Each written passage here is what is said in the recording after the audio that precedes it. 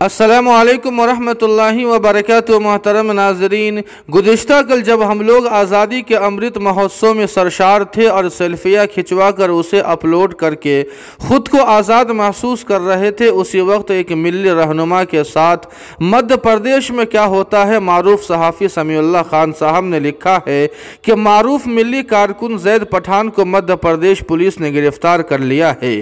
جس وقت آپ لوگ آزادی کے امرت مہوتسو میں سرشار تھے اسی وقت گرفتار کیا گیا ہے جب 15 اگست والی آزادی کا ڈھول بج رہا تھا اور آپ سیلفی کھینچ کر اسے اپلوڈ کر کے خود کو آزادی محسوس کرنے کی تقریب میں مدہوش تھے۔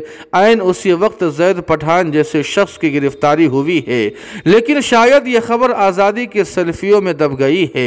ناظرین کرام، آپ کو بتلا دیں کہ زید پٹھان مسلمانوں کو سنگ کے ریاستی جبر و استبداد سے بچانے کی کوشش کرنے والے کا نام ہے۔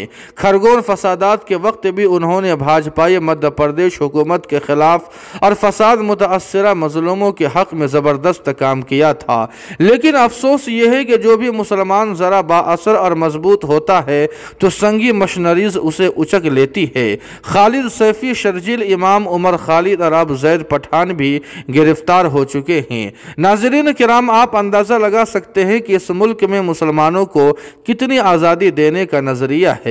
15 اگست ہی کے دن زید پٹھان کو گرفتار کر کے ظالم سنگھیوں نے کیا پیغام دیا ہے، اس سلسلے میں آپ کیا سمجھ رہے ہیں، کمنٹ کر کے ہمیں ضرور بتائیں۔ جشن آزادی کی تقریب مبارک ہو۔